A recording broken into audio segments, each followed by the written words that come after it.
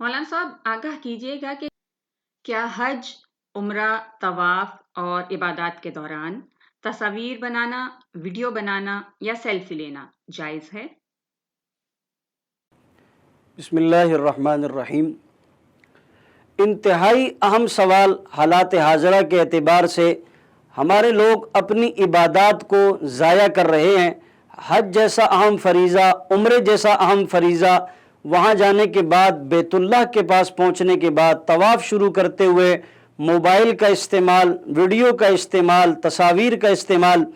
Video اور تصاویر کی اجازت تو ایک بامر مجبوری شرعاً ضرورتاً اس کی اجازت علماء کرام نے دی کہ جہاں ضرورت ہے، ایک دینی پیغام پہنچانا ہے یا جو ہے وہ ایک بات کو دوسری جگہ پر منتقل کرنا ہے، اور یہ ایک ایسا ذریعہ ہے کہ جس کے ذریعے سے ہم مسلمانوں کی رہنمائی کر سکتے ہیں اور اس کو اپنی سہولت میں استعمال کر سکتے ہیں، لیکن پھر بھی ایک اختلافی مسئلہ ہے۔ لیکن ہمارے ہاں ہم یہ دیکھتے ہیں کہ ویڈیو کا اور تصاویر کا بیت اللہ میں جہاں ایک نیکی کا ثواب 1,00,000 ہے، وہاں ایک گناہ کا عذاب بھی 1,00,000 گناہوں کے برابر ہے۔ جیسے نیکی کا ثواب بڑھ جاتا ہے، ویسے گناہ کا عذاب بھی بڑھ جاتا ہے۔ آپ دیکھیں ریڈ زون ایریے میں جب لوگ جاتے ہیں تو محتاط ہو جاتے ہیں، کہتے ہیں کیمرے لگے ہوئے ہیں، سیکیورٹی نافذ ہے، لہٰذا محتاط رہیں۔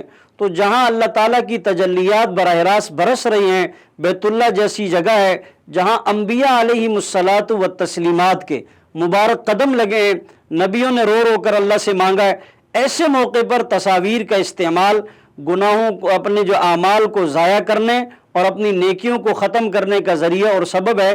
اس سے بچنے کی بہت زیادہ ضرورت ہے۔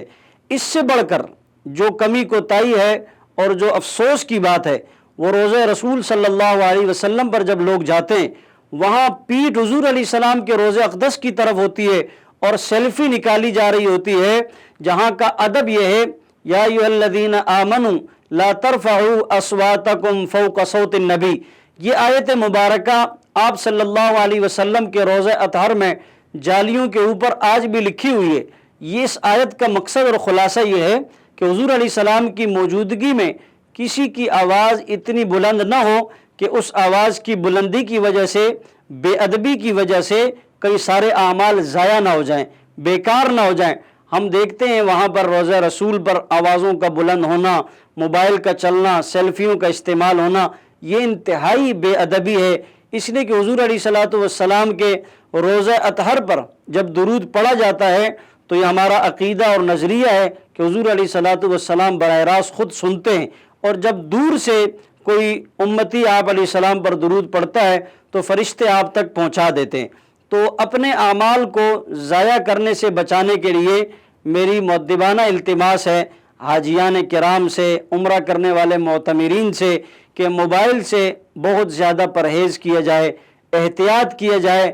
آپ کی یہ بڑی بڑی نیکیاں، مشقتوں والی عبادت کہیں اس موبائل کی وجہ سے ضائع نہ ہو جائیں۔